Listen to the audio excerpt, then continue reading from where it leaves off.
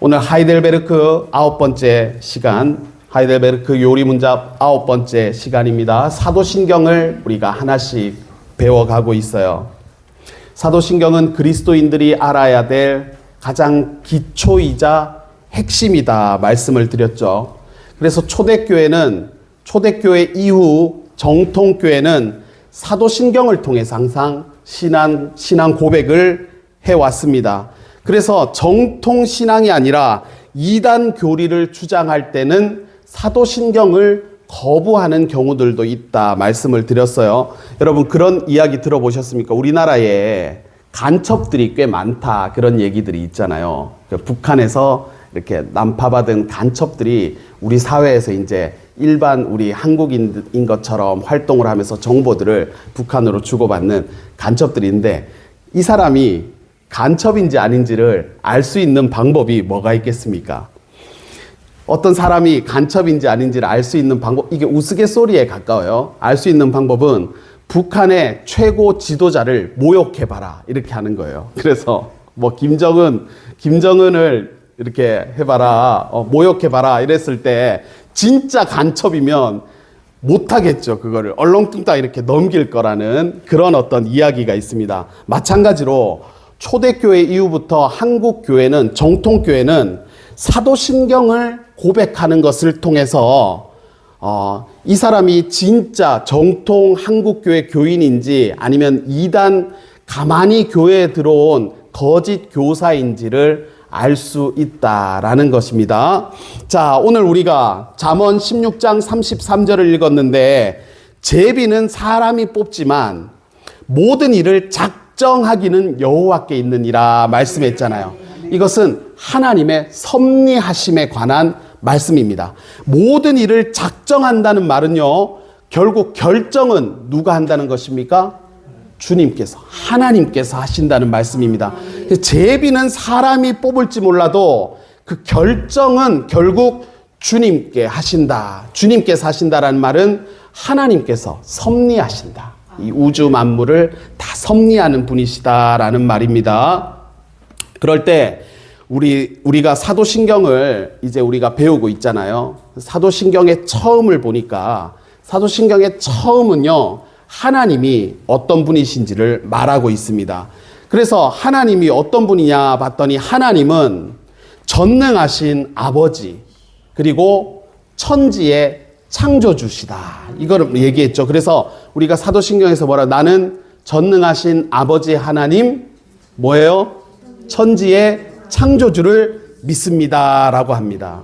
그러면요, 우리 그리스도인들은 하나님을 아버지라고 하잖아요. 아버지. 이게 참 그리스도인에게 주어진 특권이라는 것 잘 알고 계시죠? 감히 이 우주 만물을 창조하신 창조주를 아빠 아버지라고 부른다는 것은 그만큼 하나님 편에서 우리를 친밀하게 여겨 주시기 때문에 가능한 거지. 우리 옛날 말로 하면은 하나님을 함부로 불렀다거나 하나님을 가볍게 대했다가는 그 옛날 말로 벼락 맞을 만한 일이잖아요. 그런데 우리는 하나님을 아버지라고 부른단 말이에요. 기도할 때도 우리가 하나님을 아버지라고 하잖아요.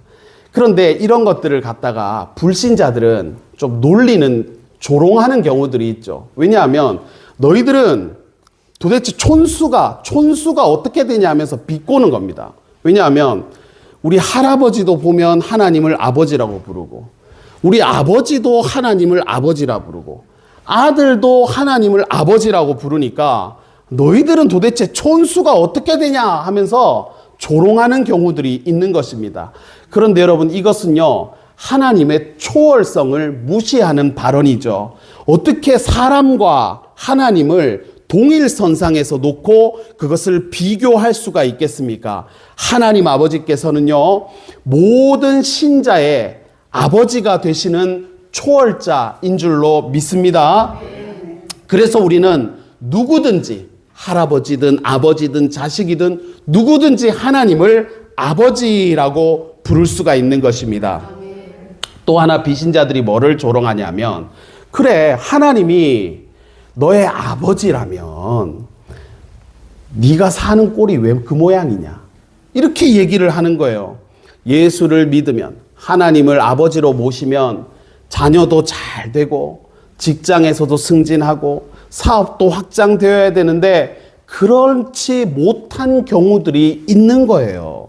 그럴 때 네가 믿는 하나님은 왜 그렇게 무능하냐 하면서 네 꼴을 봐라, 이렇게 말할 수가 있는 것이죠. 여러분, 세상의 조롱거리로 우리를 그렇게 비꼬을 수 있어도 우리는 하나님 아버지를 고백할 때 뭐라고 고백한다 했습니까? 사도신경을 통해서 뭐라고요? 나는 전능하신 아버지 하나님, 천지의 창조주를 믿습니다 라고 고백하는 줄로 믿습니다. 여기서 알 수 있는 하나님은요, 전능하신 분이십니다. 그리고 그분은 우리의 아버지 되시고요, 천지, 그러니까 하늘과 땅의 창조주시다라는 것을 우리가 알 수가 있습니다. 그래서 우리 그리스도인의 신앙 고백의 출발, 시작점은 뭐냐 하면 성부 하나님에 대한 신앙 고백이다라는 것을 우리가 기억해야 될 줄로 믿습니다. 그럴 때 성부 하나님은 어떤 분이신가 봤더니 전능하신 분이시다. 여러분, 전능하신 하나님이라고 했는데 전능하다가 무슨 뜻입니까, 여러분? 전능하다는 것은 모든 능력을 가졌다. 그러니까 못하는 일이 없다라는 그런 뜻입니다. 그런데 하나님의 성품이 있잖아요. 지금 사도신경에서는 전능하신 아버지 하나님이라고 했잖아요. 하나님의 성품이 전능하심만 있는 것은 아니죠. 여러분이 알고 있는 하나님의 성품은 어떤 것이 있습니까? 네? 권사님. 무소부재하신 하나님. 네, 어려운 말씀 아주 잘해 주셨습니다. 정답이고, 거룩하신 하나님, 신실하신 하나님, 그리고 불변하시는 하나님, 유일하신 하나님, 이렇게 여러 가지 하나님에 대한 속성들이 있는데 지금 사도신경에서는 뭐를 가장 앞세우고 있어요? 전능하신 하나님을 앞세우는 것입니다.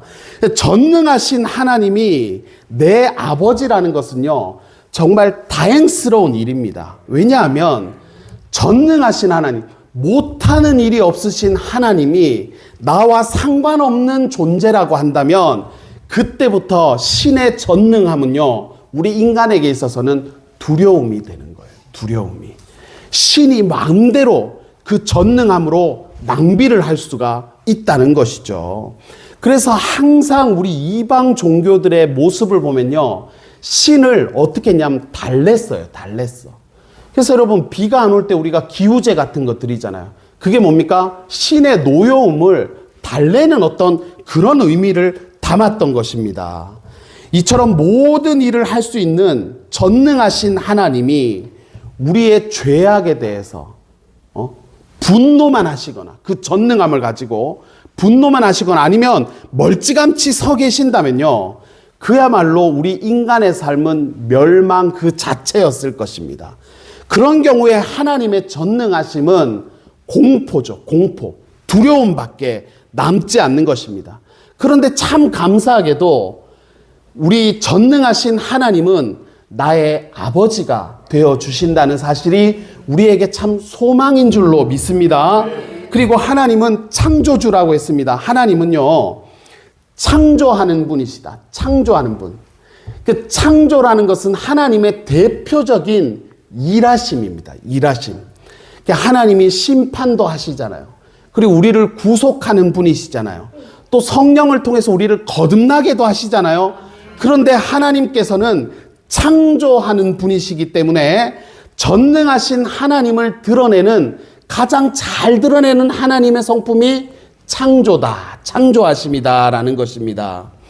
여러분, 하나님이 창조주라고 하는 것은 우리는 그것을 믿음으로 받아들이잖아요.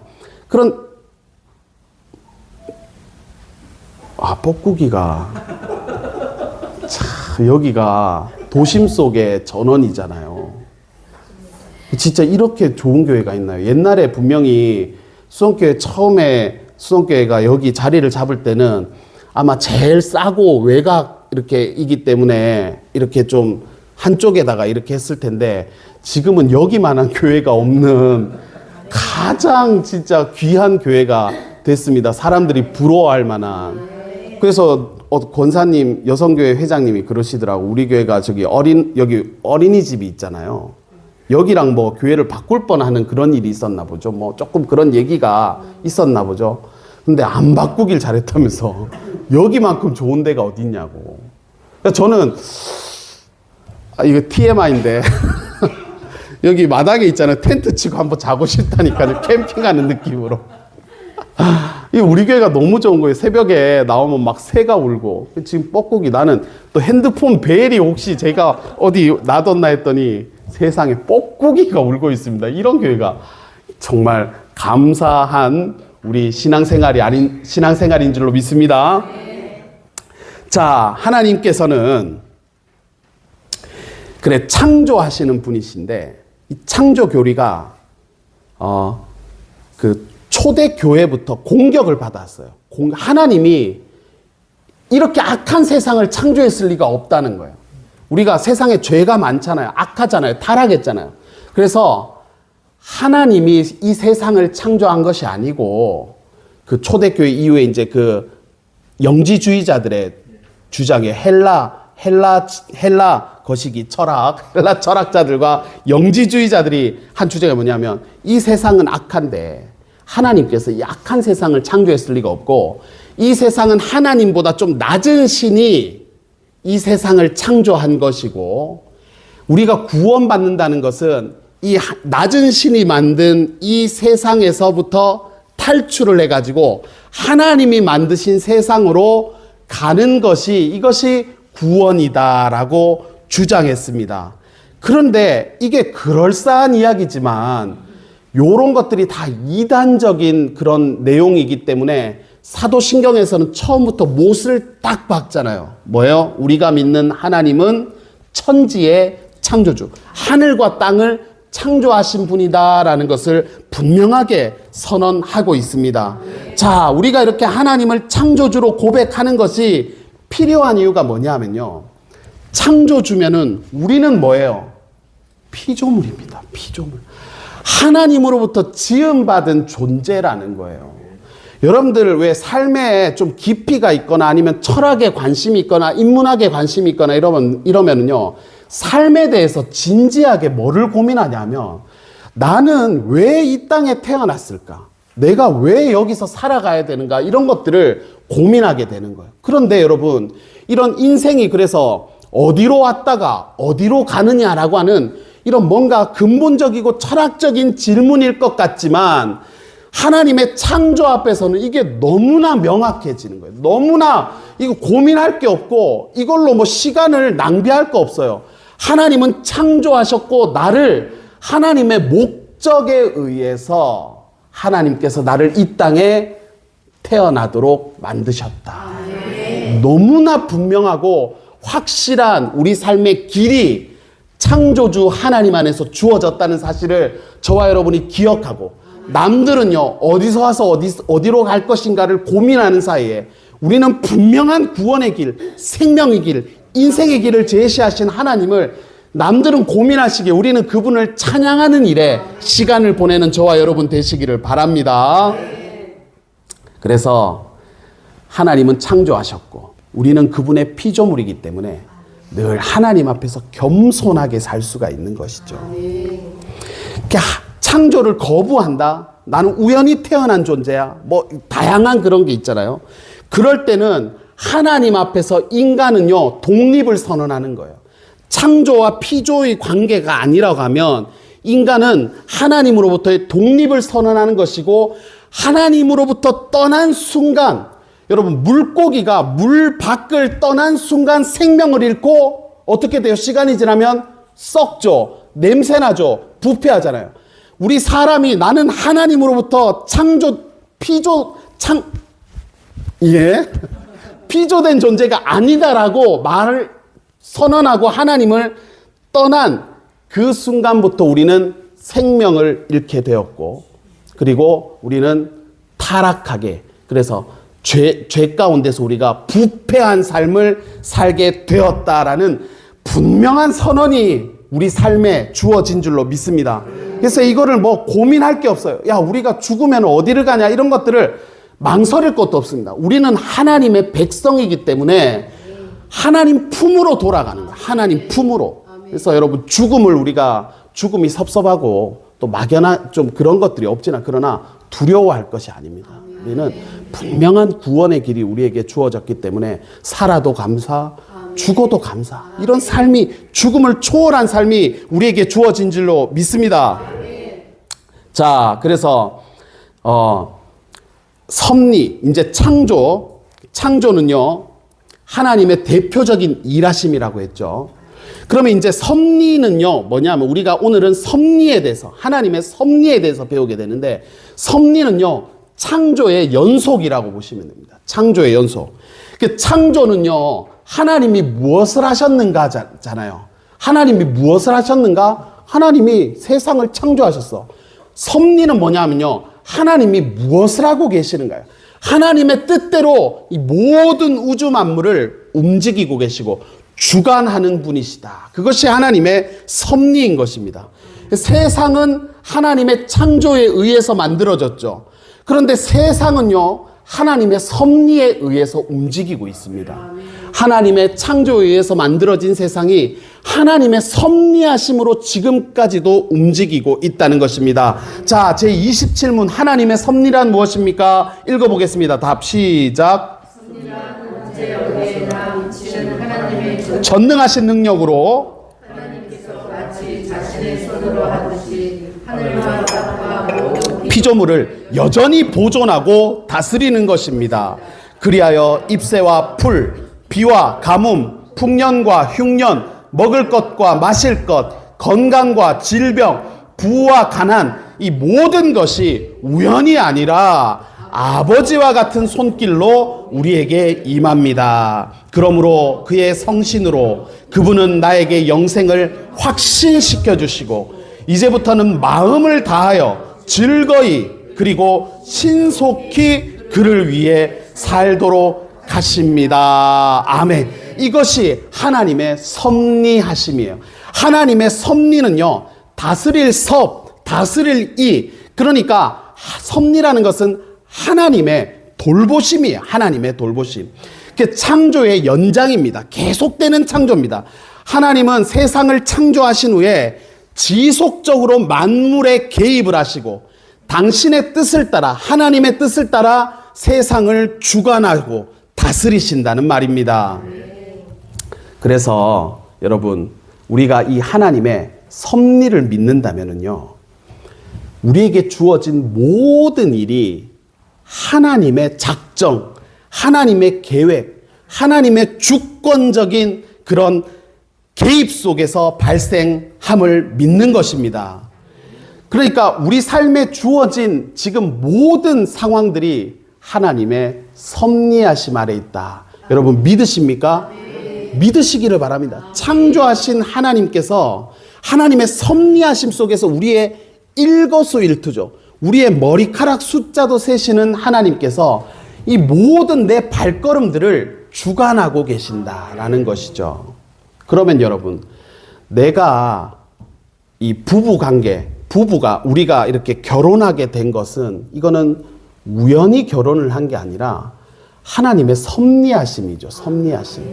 그래서 내가 때로는 배우자를 더 좀 보면은 항상 부부관계에서는 누군가 조금 손해보는 그렇게 균형이 똑같진 않잖아요. 한쪽이 조금 더 섬겨야 되거나 좀 이렇게 더 사랑을 줘야 되는 그런 조금 관계들이 있어요. 그러면은 우리가 배우자를 해서 내가 무슨 죄를 지어가지고 이런 인간을 만났나 할 것이 아니라 하나님의 섭리하심 속에서, 하나님의 계획하심 속에서 우리가 부부의 연을 맺었다. 이거를 항상 고백해야 될 줄로 믿습니다. 여러분, 우리가 이 교회에서 같이 신앙생활하는 거, 제가 수성교회 부임하고 여러분, 그리고 여러분들이 수성교회 지금 이 자리에 앉아있는 이것도 하나님의 다 섭리하심인 줄로 믿습니다. 하나님께서 다 하시는 거예요, 이것들은. 그래서 우리가 교회를 부흥하고 교회가 더 성장하고 이런 것들을 기대하는 것도 뭐예요?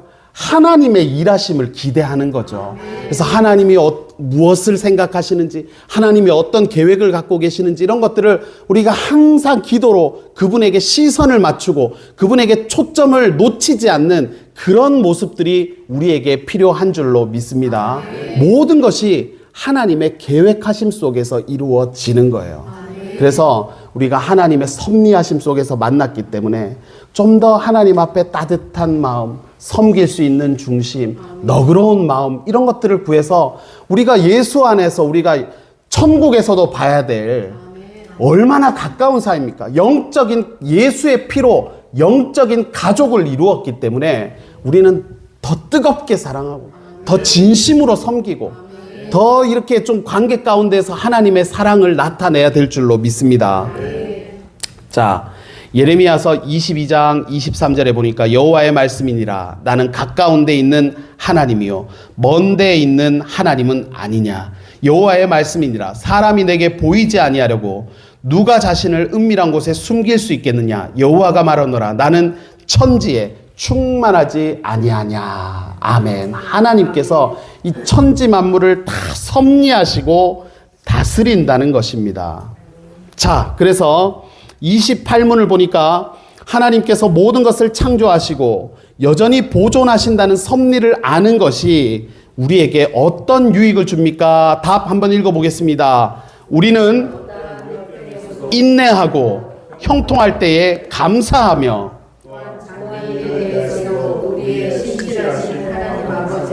굳게 신뢰하여 어떠한 피조물이라도 우리를 하나님의 사랑에서 끊을 수 없으리라 확신합니다.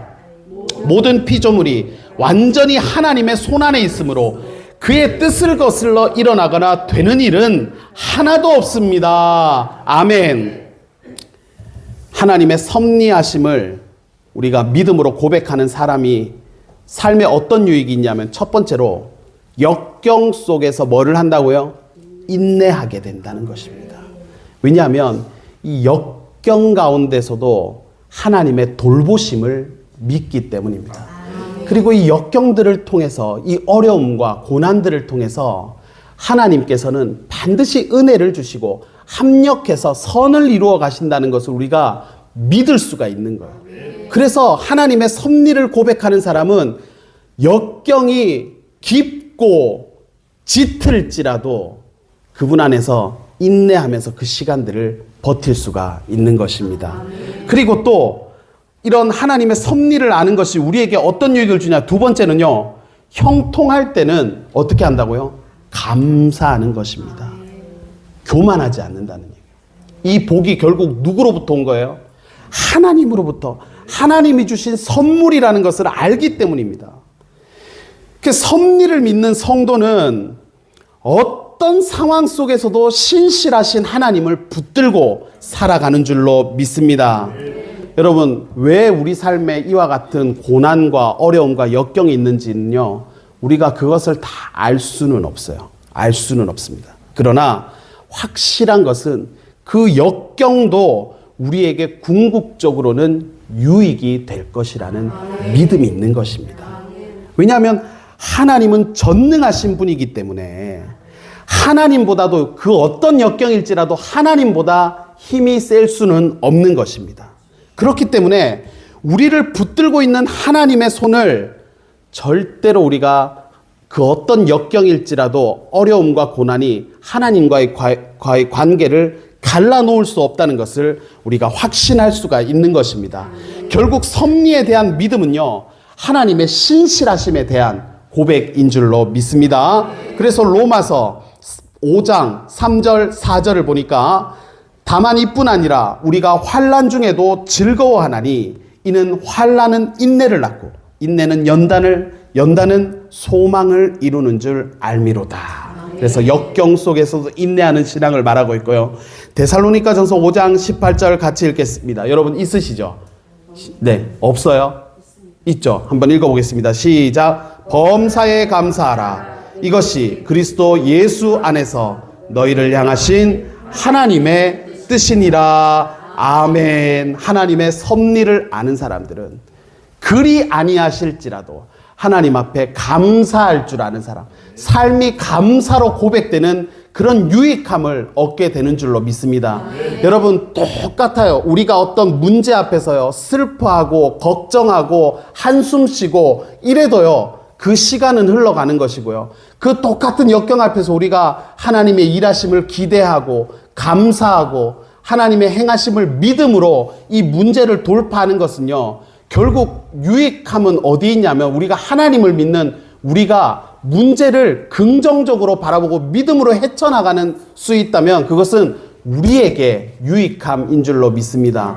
여러분, 삶의 많은 어려움들, 다양한 고난, 역경들에 여러분 짓눌리지 마시고 하나님의 섭리하심을 믿기 때문에, 저와 여러분이 믿기 때문에 이 고난 가운데 말씀하시는 하나님의 그 뜻하심을 우리가 찾아내고 오늘도 모든 상황을 인내하고 감사로 고백하는 저와 여러분의 신앙 되기를 주님의 이름으로 축복합니다.